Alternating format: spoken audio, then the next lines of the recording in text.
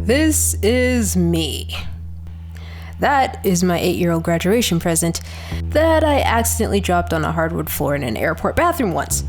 And this is the room I would spend a lot of time in making a project that was a total surprise to me at the time. I'm not kidding, along the way I was like, what the heck is happening? Stick around for the rest of the video if you want to know how. That's kombucha, it really is completely irrelevant. Let's go.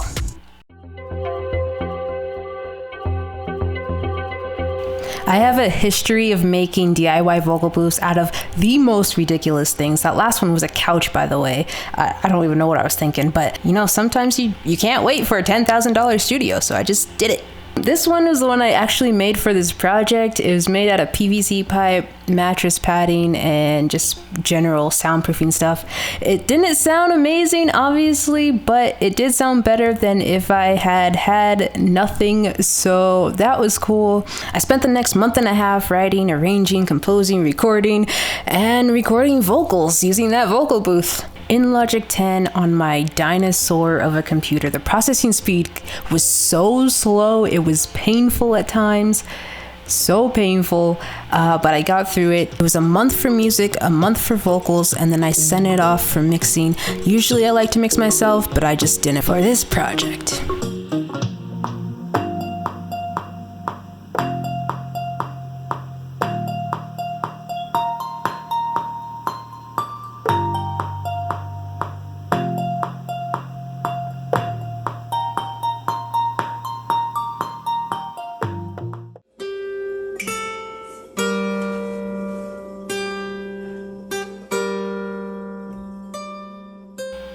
So I'm pretty sure anybody who makes stuff can relate to having a creativity block or something like that. In my case, I need really crazy traumatic things to happen for me to be inspired. And I came to the conclusion that during this point in my life, right before I started this project, I was kind of in a limbo period where I was waiting for something big to happen to spike my creativity.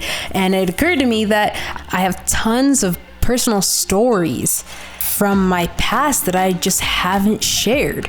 And I decided to do that in kind of a creative, cool way that on a universal scale, a lot of people could relate to. And while I was going through these things, I kept telling myself, just keep going, everything's gonna be okay. And that transferred into the lyrics. And that's why a lot of the songs have really encouraging messages kind of like sprinkled in, because that's how I got through them. And the process of that was healing in itself, because as I was reliving those moments, I was also releasing all of that and letting it go, and which is pretty much what art is. It's like a form of expression that allows you to release. As I started to go through this and started growing and healing, the idea of making an album was like, it was like no big deal, like this is awesome. And it gave me the confidence to actually start believing that if I have an idea and I want to do it, I can make it a reality and I can do it. I realized there wasn't a perfect time or a perfect moment or a perfect circumstance or a perfect situation, which is actually really easy to do by default, because then you can put it off and say, oh, well, it's not the right time, and then you actually never do it. So it's really easy to do that by default, but I found my focus by just going for it. In the beginning, when I said I had no idea what this project was going to turn into, that is 100% true. Like my computer dropping in that airport and still being functional, that was a complete miracle. And I'm a really strong believer that everything happens for a reason. So I'm chilling in my room. I have like maybe 4 or 5 songs written at this point, and I'm chilling in my room, and I'm like, I haven't been to Barnes & Noble in a really long time. You know, in the digital age, everything's online, you could get it, and I'm like, I'm gonna go to Barnes & Noble. So it was just on a whim. I haven't been to Barnes & Noble in years. So I go down, I drive down, I'm walking around the store, I pick up a book on creativity, and I'm just browsing at this point, and I see the tarot card decks. Now, I'm not new to the concept of tarot, but I've never been compelled to buy a deck ever until this moment. So I go ahead and buy it, and I'm working on a song. I think I was working on Physical at the time, and the lyrics kind of remind me of The Hermit, and I was like, that's interesting. And then another day I'm working on another song. I was pre-mixing Ego, and I was like, I totally killed that voice inside my head that was being a baby about a bunch of things that I really had no control over. And I was like, death. Immediately that night, I started matching the songs that I had written with Major Arcana tarot cards. I kid you not, like 70% of the album was written, and I was recording vocals and finishing up some of the instrumentals, but the concept clicked immediately. And I realized I have many different interests in many different areas. Why not combine them into a concept album?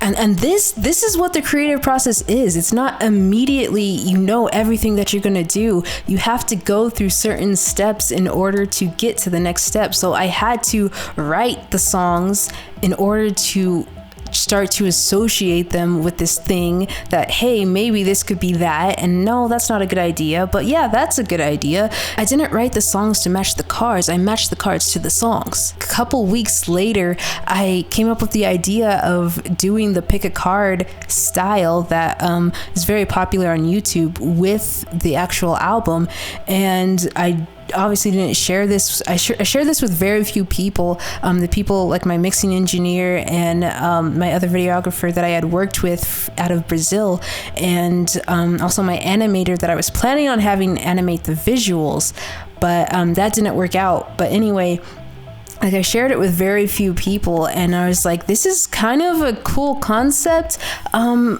I don't know if it's gonna work. It's an experiment, and the idea that it was an experiment was exciting to me. And I was like, hey, if I can pull this off, this would be kind of cool. This would be like combining mediums, tarot, the YouTube, music, and then I was just like, oh crap, what am I gonna do for the video portion? Nice to meet you, so delighted.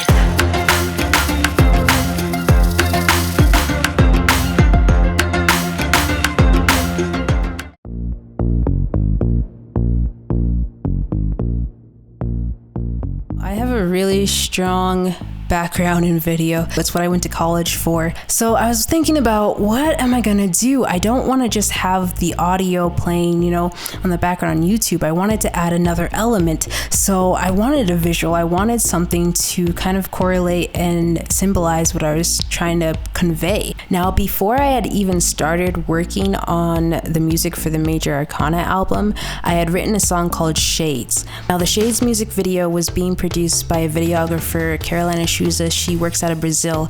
I found her work, and she had already worked on 2 of my previous music videos, Fantastic and After Dark. I really like the things that I create to have a deeper meaning, and her vision of how she interpreted the songs and the music matched that. So she was in the middle of working on the Shades video when I was coming up with all this concept stuff.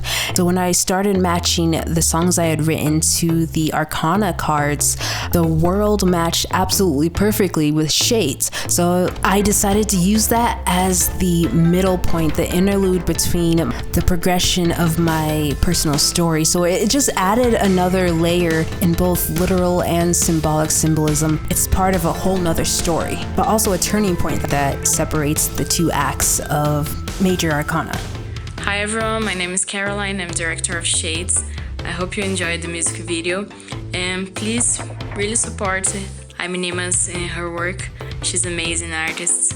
It's crazy because when I shared this concept with Caroline, I was actually freaking out about how I was gonna do the rest of the videos. So it's December 2019, and I want to try to make 12 videos in a month. I was like, that's crazy, I can't do it. That's the mindset I went into it with. And I was like, okay, I can't do it, but I'll try. So I messaged an animator that I'd worked with in the past who I really liked. And I was like, hey, I have this concept album. I kind of want to match animation with live footage. And I had all these concepts kind of planned out. Everything happens for a reason. And he declined the project. So I'm like, oh shit, this is not going to happen unless I make it happen. I record some stuff half-assed, and then one day I dropped my hard drive. All that footage gone. So it's mid-December, and now I have to start from scratch. It's starting to stress me out. So I'm just like, this is stressing me out. I'm just not gonna even worry about it. I stopped working altogether. So Christmas rolls around, my family does Secret Santa, so we each get one gift each year, and this year I received a green screen from my dad. And I was so excited about it that instantly my mindset about the project shifted and changed. And I was like, you know what? I can do this. It's gonna take a lot of patience, but I can do it. I cautiously start, I finish a video and I'm like, wow, this is actually kind of cool.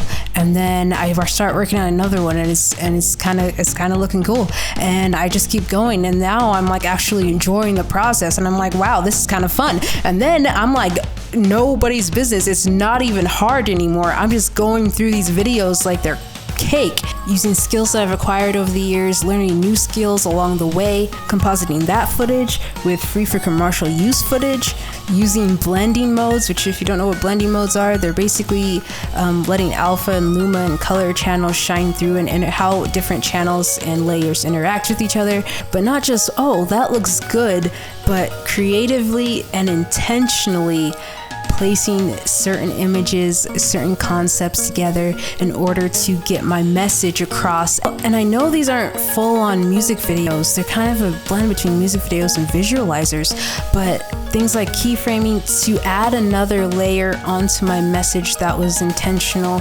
crafted exactly like the music was crafted, was a really big thing to me.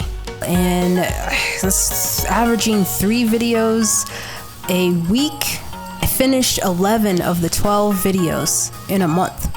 Getting over the mental hump was the hardest part, but then also not judging the output, being okay with, hey, there's no budget, cool, I'm proud of it. That was a first.